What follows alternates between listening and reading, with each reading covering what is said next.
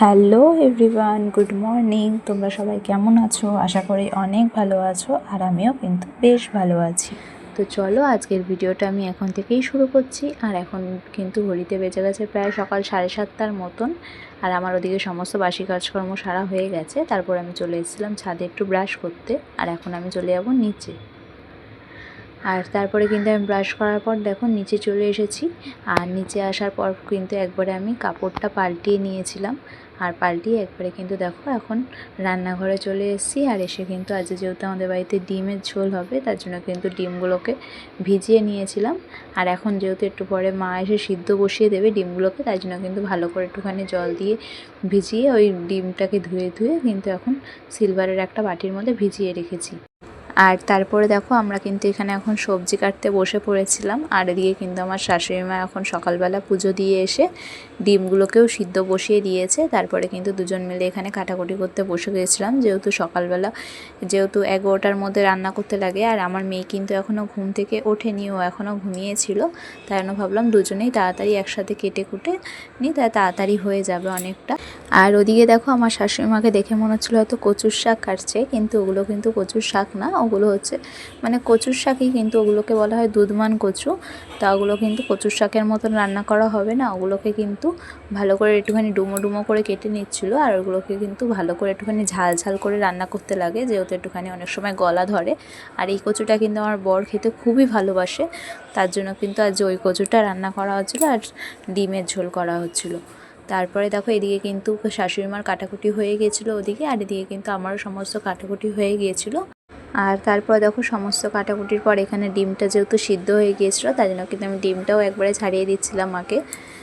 আর ডিমটা ছাড়িয়ে নিয়ে এখন কিন্তু আমি মশলাটাও করে দেবো মাকে, কারণ ওদিকে যদি আমি তাড়াতাড়ি করে হাতে হাতে করে সব করে দিই না, তাহলে কিন্তু ওদিকে মা রান্না করতে খুব একটা বেশি টাইম লাগে না, কারণ হাতের সামনেই সমস্ত কিছু জোগাড় করা থাকলে দেখবি রান্নাটাও কিন্তু খুব তাড়াতাড়ি হয়ে যায়।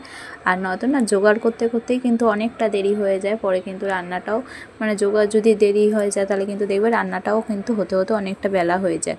যেন আমি পারি যতটা চেষ্টা করি আমি ততটাও কিন্তু আগে আগে জোগাড় করে দেওয়ার চেষ্টা করি। আর এখন ঘড়িতে বাজে কিন্তু প্রায় 9টার মতন। এদিকে কিন্তু আমাদের সমস্ত কাটাকুটি প্রায় হয়ে গিয়েছিল। আর এদিকে দেখো আমার শাশুড়ি মা কিন্তু এখন ওদিকে ডিমের ঝোলটাও বসিয়ে দিয়েছিল তারপরে। আর এদিকে দেখো এখন কিন্তু আমার শাশুড়িমা কচুর তরকারিটাও বসিয়ে দিচ্ছিল। আর যেহেতু আজ আমার সেরকমভাবে খুব একটা কাজ ছিল না, তাই জন্য কিন্তু আমি তরকারিটা কীভাবে বসাচ্ছিলো সেটাই দাঁড়িয়ে দাঁড়িয়ে ওখানে দেখছিলাম। আর তখনই শাশুড়িমা বলছিলো যে হ্যাঁ তুমিও দেখে রাখো, কারণ এইসব তরকারি যেহেতু খেতে আমার বর খুবই ভালোবাসে। কেন বলছিলো যে আমি যদি কখনও মানে বাড়িতে না থাকি বা কোথাও একটা যাই, তখন কিন্তু তুমিও করে দিতে পারবে এই রান্নাগুলোকে। তার জন্য কিন্তু আমি একটু দাঁড়িয়ে দাঁড়িয়ে দেখে নিচ্ছিলাম। আর এদিকে দেখো তারপরে কিন্তু আমি এখন ভাতটাকে উবুর করে দিলাম। আর এখানে এখন ওই কচুটাও দিয়ে দিয়েছে মা ওই তরকারির মধ্যে। আর এদিকে দেখো আমার মেয়ে কিন্তু আমাদের রান্না করতে করতেই তার মাঝখানে ঘুম থেকে উঠে গিয়েছিল। আর তারপর কিন্তু আমি ওকে ফ্রেশ করিয়ে একবারে খাইয়ে ওর মামার ঘরে বসিয়ে দিয়েছিলাম। আর ওদিকে ওকে একটু ফোনটা চালিয়ে দিয়েছিলাম। আর জানো তো ও কিন্তু মানে সকালবেলা খুব একটা বেশি ডিস্টার্ব করে না, যখন দেখে যে মানে আমরা কাজের দিকে ব্যস্ত আছি ও কিন্তু সেরকমভাবে ডিস্টার্ব করে না। ওকে শুধু আমি ফোনটা চালিয়ে দিই, তারপর ও দেখুক চাই না দেখুক ওখানে কিন্তু বসে থাকে বা শুয়ে থাকে নিজের ইচ্ছা মতো না। আর ওর একটা সফট টয়েজের মধ্যে একটা হাতির মতন আছে, তা ওইটাকে নিয়ে কিন্তু ও সারাক্ষণ ওকে মানে একটা বাচ্চাকে যেরকম আগলে আগলে রাখে না, সেরকমভাবে কিন্তু হাতিটাকে ও সারাক্ষণ কোলের মধ্যে নিয়ে থাকবে বা ঘুরবে, ওরকমই করতে থাকে। তাই এরকম করে করেই ও সকালটা কাটায়। কিন্তু যেদিনকে ওর বাবা বাড়িতে থাকে সেদিনকে কিন্তু ওর বায়নাটা একটু বেশি বেড়ে যায়। মানে বায়নাটা বাড়ে না বলতে গেলে, হিসাব মতন আমরা যেদিনকে দুজন থাকি সারাদিন কাজবাজ করি, সেদিনকে কিন্তু সেরকম খুব একটা মানে আমাদেরকে ডাকে না কাজের ফাঁকে। কিন্তু যেদিনকে ওর বাবা থাকে সেদিনকে কিন্তু ওর বাবাকে একটুও চোখের আড়াল হতে দেয় না, সেদিনকে কিন্তু সারাক্ষণ ওর বাবাকে ওর পাশেই থাকতে হবে, ওটা ওর আবদার বাবার কাছে। তা সেদিনটা কিন্তু একটুখানি মানে ওর বাবা যেহেতু বাড়িতে থাকে ফোনেরও দরকার হয় না, ওর বাবাও কিন্তু ওর সাথে খেলা করে। আর ও কিন্তু মানে সারাটা দিন ওরও একটু ভালো লাগে, কারণ অন্যান্য দিন যেহেতু একা একা থাকে তার জন্য। তো যাক ছাড়ো, তারপরে কিন্তু দেখো আমি এখন ফ্রিজ পরিষ্কার করতে চলে এসেছি। আজ যেহেতু একটু কাজটা কম ছিল, কারণ যেহেতু আজ বাজারে যাওয়া হয়নি, বাড়িতে যাওয়া ছিল, তাই কিন্তু রান্না করা হয়েছিল। তাই জন্য আজ আমাদের কাজটা হয়তো তাড়াতাড়ি হয়ে যাচ্ছিলো। আর এদিকে ভাবলাম যে আজ যখন বাড়িতে সবজি সেরকম কিছু নেই, তার ফ্রিজটাও খালি আছে, তার জন্য কিন্তু একটু ফ্রিজটা মুছে নিই। আর এদিকে দেখো আমার কিন্তু এখন ফ্রিজটাও মোছা হয়ে গেছে। আর তারপরে এখন দেখো আমরা বসে গিয়েছিলাম হচ্ছে সকালের টিফিন খেতে। আর আজকে কিন্তু আমরা ওর বাবা আসার আগেই কিন্তু বসে গিয়েছিলাম টিফিন খাওয়ার জন্য, কারণ ও আসলে পরে আবার বসলে তখন না দেরি হয়ে যাবে অনেকটা, তার জন্য। আর আজ যেহেতু আমাদের রান্নাও কমপ্লিট হয়ে গেছিলো, তার জন্য কিন্তু দেখো আমরা খেতে বসে পড়েছিলাম। আর এদিকে দেখো খেতে বসে কিন্তু আমার মেয়ে এখানে মানে একটুও আমাদেরকে খেতে দেবে না, ও কিন্তু তখন ওই চেয়ারের মধ্যে দাঁড়িয়ে দাঁড়িয়ে নাচ করবে, এরকমই করছিল।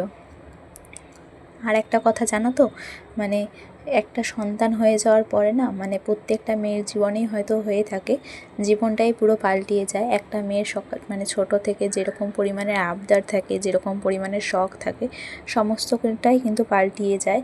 আর অনেক কিছু মানে নিজের মা হওয়ার পর হয়তো অনেকটা কিছু রিয়েলাইজ করতে পেরেছি, যে মা হওয়ার পর হয়তো অনেকটা কিছুই ত্যাগ করতে লাগে জীবন থেকে। হয়তো নিজের যেটা প্রচণ্ড পরিমাণে ইচ্ছে পাওয়ার, সেটাকেও কিন্তু মানে অনেক সময় সন্তানের কারণে সেই জিনিসটাকেও ত্যাগ করতে লাগে, মানে এরকমও হয়তো হয়।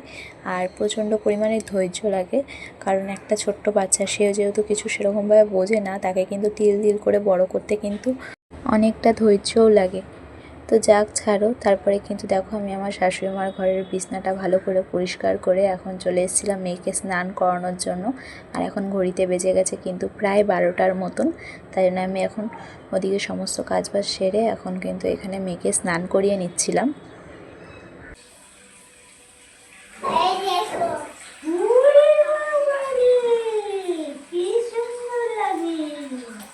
আর এদিকে দেখো আমার কিন্তু এখন মেয়েকে জামা কাপড় পরানো হয়ে গেছে, আর ওকে আমি ভালো করে চুলটা মুছিয়ে দিচ্ছিলাম, কারণ যেহেতু এখন আস্তে আস্তে মাথার মধ্যে চুল হচ্ছে একটু একটু করে, তার জন্য কিন্তু চুলের ভেতরে ভেতরে না অনেকটাই জল থেকে যায়, তাই জন্য ভালো করে না মুছালে যদি ঠান্ডা লেগে যায়, তার জন্য কিন্তু আমি ওকে জামা কাপড় পরানোর পর আরেকবার ভালো করে মুছিয়ে দিচ্ছিলাম। আর এখন জানো তো আমার মেয়ে এতটা পরিমাণ পাকা হয়েছে, মানে ওকে যদি একটা টিপও পরাই আমি কপালের মধ্যে, তাও কিন্তু নিজেকে আয়নার মধ্যে দেখতে থাকে যে ওকে কেমন লাগছে।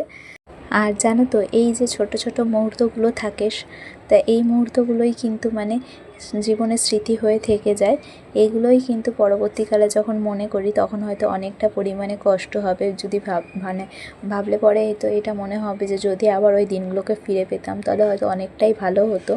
হয়তো ছোট বয়স যখন একটা বাচ্চা যখন অনেকটা ছোট থাকে, তখন হয়তো প্রত্যেকটা মায়েরই অনেকটা কষ্ট হয়, সেই টাইমটা হয়তো মনে হয় যে কতদিনে একটা বাচ্চাকে বড় করব, কত তাড়াতাড়ি তারা বড় হবে।